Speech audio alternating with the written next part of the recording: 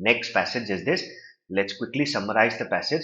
What is actually doing here is telling us about how the urbanization process has speeded up, right? More than half of the people in the world are living in cities, and the cities are all across the world. All the cities are becoming like each other, and they are becoming very different from the urban areas, right? And this kind of a change is probably, we need to document it.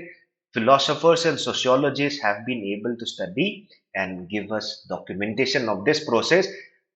Historians probably should have also done it, right? But they have not contributed as much, right? Now, he also tells us about how, uh, you know, uh, politics is impacted by this rural-urban divide because it is used as a campaigning point. It is used as an election issue, right? So this is basically the impact of this growing urban divide. In the last paragraph, he tells us about how this this entire conflict, it is something which is not new. It is something which we have seen right from the past. He says it is not of recent vintage, right? So this is the passage.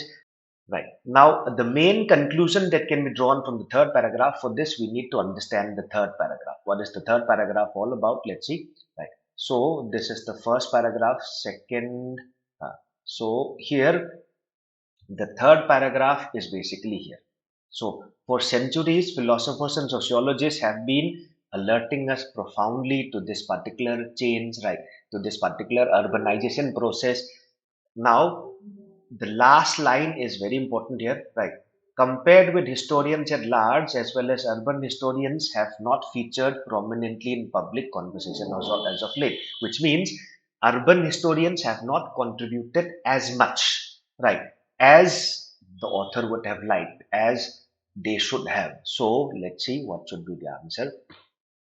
Right. Now, the third paragraph had nothing to do with who has what kind of ideology in the cities and in the rural areas. This is irrelevant.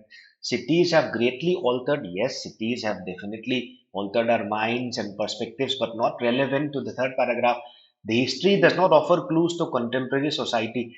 It is not about this. As we just read, the third paragraph was about how urban historians, they should have contributed more.